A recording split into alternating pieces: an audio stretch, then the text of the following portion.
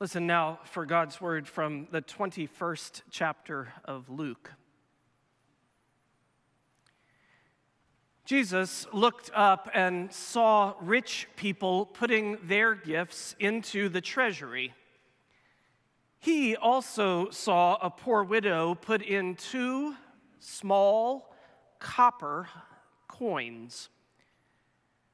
He said, "Truly I tell you, this poor widow has put in more than all of them, for all of them have contributed out of their abundance.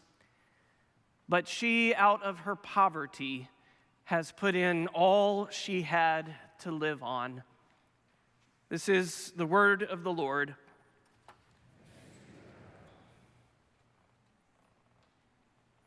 What if I told you that this story was not primarily an object lesson in financial generosity? If you've heard this story preached before, there's a high likelihood that this is the message you've received. I've heard the text approached that way. I've even preached this text that way. I get it. It's the ultimate text for that season of the church year when we are explicitly asking for pledges and contributions. We point to the widow who gave all she had to support the ministries of the temple. We canonize her for this extraordinary act. And with some subtlety, we shame those who, in Jesus' words, give out of their abundance, suggesting that somehow those contributions are less meaningful or worthy of praise. It's Stewardship Sermon 101. Except, not really. The truth, I think, is that this story in the Gospel of Luke is somehow simpler and more profound than those messages suggest. The words of Jesus are less about giving sacrificially than they are about living intentionally. While the contribution of the widow is indeed extraordinary, I'm not sure we would want to make a model out of it. Should not the marginalized and the impoverished be supported by the religious community? What kind of institution asks the poor to give their last pennies? Let me suggest another approach. First, let's set the scene. The temple was a hive of activity. As Jesus and his disciples arrived, people were coming and going in every direction. It must have been quite a scene to witness by these rural fishermen in the holy city of Jerusalem for the first time. Most recognizable among those coming and going were the scribes. They were the religious leaders. They stood out for their long and flowing robes, their loud prayers spoken with elaborate language, their prominent places in the temple. Equally recognizable were the wealthy folk. You could tell them by their expensive clothing and by that air of confidence that comes from bringing the best sacrifices to God. No one saw her. She slipped in, she dropped her meager gift of copper coins into the box with a clang, and she made for the exit as quickly as she came. No fanfare, certainly no expectation of recognition. She was invisible in the temple as she was everywhere else. A widow who lacked both the stature of the scribe and the resources of the wealthy. No one watched her, but then again, she was used to that. No one knew that what she brought to the temple that day was everything she had, all she had to offer. No one noticed her. But Jesus did. He saw the rich making their gifts, and he saw her. And she's the one, he points out to his disciples. Look at her, notice her, acknowledge her. As we explore the season of Lent in plain sight, it's worth our time this morning to consider what we see. What do you notice? In the hectic frenzy of your days and the ordinary acts of your lives, what attracts your attention? What do you see? Where are your eyes naturally drawn? And perhaps more to the point this Sunday, what do you miss? Whom do you ignore? From which places and people do we avert our attention, and why? I'd suggest that this story is all about awareness, all about vision, all about seeing. No one noticed her, but Jesus did. Why? Why did Jesus notice her? The easy answer here is that he's Jesus.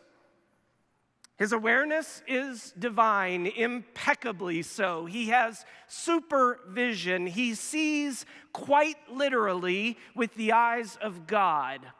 The eyes of God that look not at outward appearance, not at long robes or elaborate sacrifices, but looks at the heart, sees the beauty, recognizes the tenderness of this extreme act of generosity, sees it from the inside. And no doubt that part is true.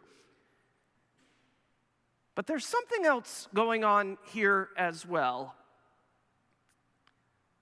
Remember, Jesus has just come to Jerusalem. He did so riding on a donkey. For months and months now, he has been telling his disciples what will happen in Jerusalem. Things are not going to go well for him. Betrayal, denial, arrest, trial, verdict, sentencing. The religious and political establishment will unite in turning furiously against him. Jesus has tried to warn his disciples, and his disciples have tried at every turn to avoid it. They've changed the subject. They've ignored the warnings. They have even chastised him for bringing it up. Jesus, that can't be true. But it is true. Jesus knows this is his last week. In 4 days, he will be dead. And in the temple, he sees a woman,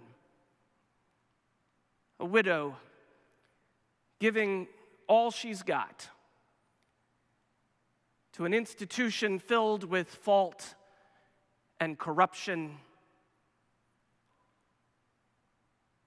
He recognizes someone in her.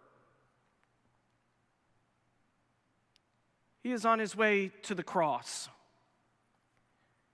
She has given all she has.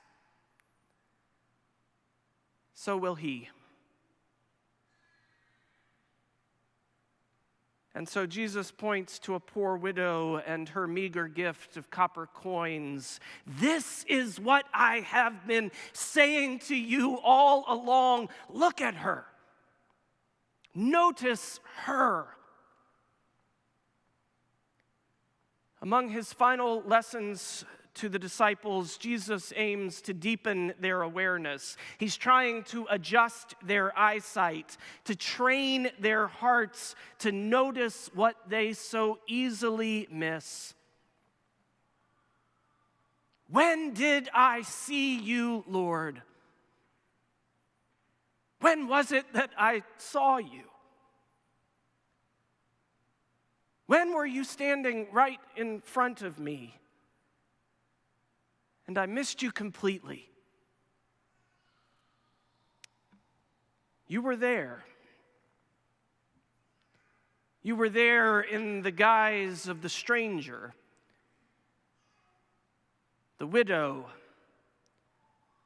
the prisoner, the persecuted. You were there in the eyes of a hungry child, a dispirited neighbor, a hopeless refugee, a hurting friend. You were there. When did I miss you? You were there. You are here. And what did I see? I saw a distraction.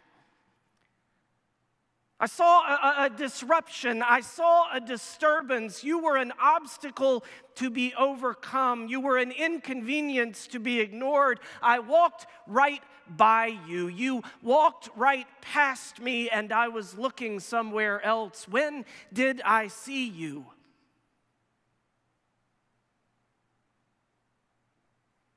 What if we see him? What if we notice her? What if the disciples turn their attention to track the widow and her mighty deed? What if those scribes in their long flowing robes and the wealthy patrons of the temple stopped to see the poor woman release her final 2 pennies? It was almost nothing. It was literally everything. What if they saw her? What if they saw her not as an object lesson in generosity? What if they saw her not as an abstract metaphor, not as a touching story? What if they saw her as a human being whose life was bound up with theirs? That's the thing about awareness. If you have seen, you can't be still. If you have heard, you can't be silent. Once you have witnessed, truly witnessed this kind of sacrifice, you will be changed by it. If you choose to see, to notice. And that's what happened to the disciples. Not all at once, right here, but gradually over time, the community they formed in Jesus' name was centered on seeing what others will not see. In time, they opened their eyes and their hearts to the overlooked and the ignored, and that became their passion. Their commitment to the marginalized and the unseen would define their lives. It starts with awareness. It can start there for us. I find that I'm having lots of conversations these days that begin like this. How did we get here?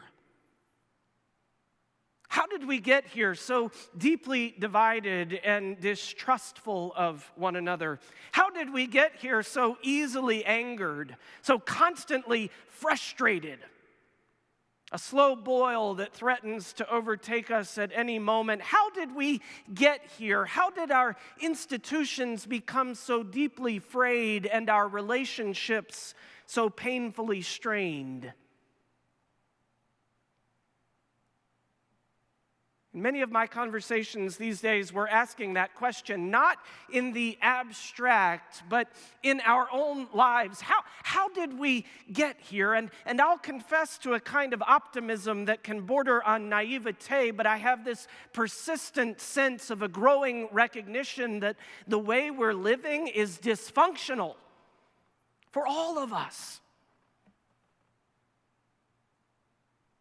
We feel trapped. I truly believe that not one of us wants to live in fear and distrust or anger and disgust. But collectively, we've dug such a deep hole that it's easier to just keep digging.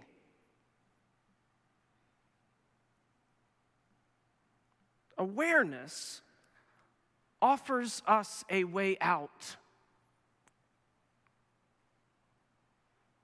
For the heart's eyes see a different path.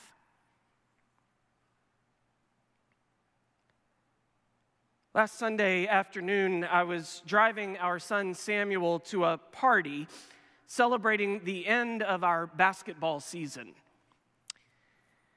I probably left the radio on a little too long, and as can sometimes happen with Sam, the conversation turned to current events. He asked if the EU had allowed Ukraine to join them yet. And I said no. He wanted an explanation of that, and I did the best I could, but I confess it was totally unsatisfying to the 8-year-old sense of justice. And frankly, I couldn't argue with his rationale. Sam was silent for a moment, but then just as we were turning into the parking lot, he took another tack. Dad, I know that Putin is trying to take over other countries so he can have all the power. But maybe if he could just see what it's like for people in Ukraine, he would change his mind about that. Like, how about this? Maybe he could switch places with them for 1 week. Yep, that would do it, I think.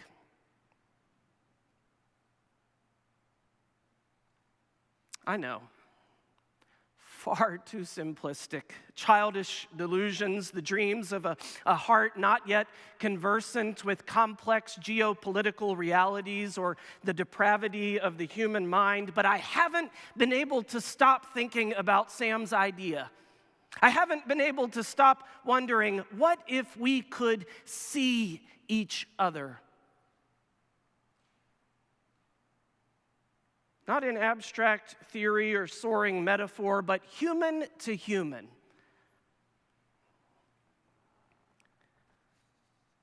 George Saunders is a writer of extraordinary grace. Over the years, I've returned often to the commencement speech he gave at Syracuse University in the spring of 2013. The speech is framed around the topic of regret, not a common theme of commencement speeches, but in that spirit, Saunders tells this story. When he was in 7th grade, a new student moved to the town where he lived and came to his school. The student, he calls her Ellen, was small and shy. She wore cat's eye glasses. When she was nervous, she had the habit of taking a strand of her hair and chewing on it. Saunders remembers how Ellen was ignored, ridiculed, and teased by other students. He writes, "I could see how it hurt her. I still remember the way she'd look after an insult. Eyes cast down, a little gut-kicked, as if, having been reminded of her place, she was trying to disappear. And after a while, she'd drift away, hair strands still in her mouth." Saunders imagines Ellen going home after school, and her mother asks, "How was your day, sweetie?" Mustering her courage and painting a smile, Ellen replies, "Oh, Mom, it was just fine." Then Ellen's family moved away. And that was it. That's the end of the story, except 42 years later, Saunders still remembers it. He still thinks about it. It still bothers him. And here's how he concludes. So here's something I know to be true, although it's a little corny and I don't know quite what to do with it. What I regret most in my life are failures of kindness.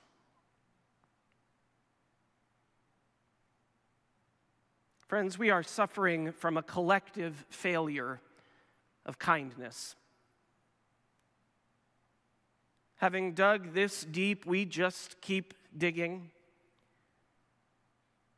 casting disembodied dispatches enabled by online interaction that separate us from the receivers of our words, the consequences of our rhetoric.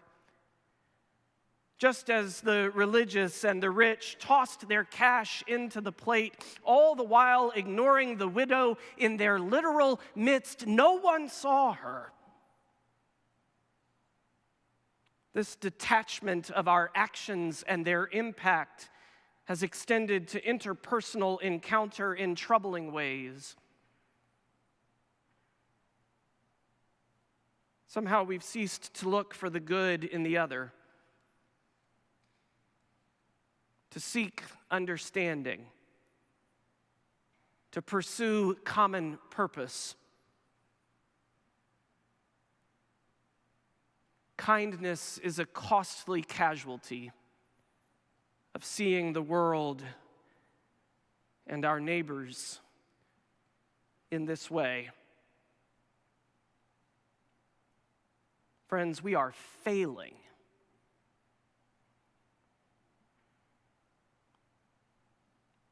What if we could see different?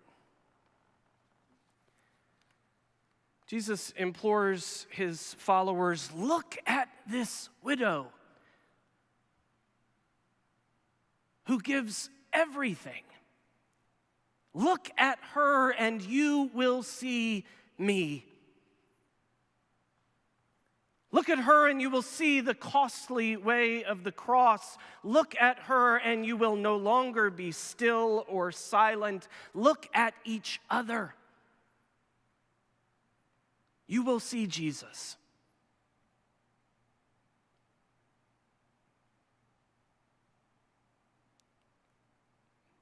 You know by now, I think Marilynne Robinson always has the right words. Listen to these.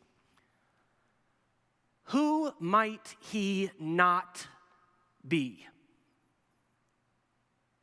Who might he not be? He told us who he was: the hungry, the sick, the imprisoned, the stranger. For Christians, the incarnation changed the world in one great particular. Now we know what we do. We know whom we slight, insult, ignore, forget. Our faith would tell us that he is always present, always waiting to be seen.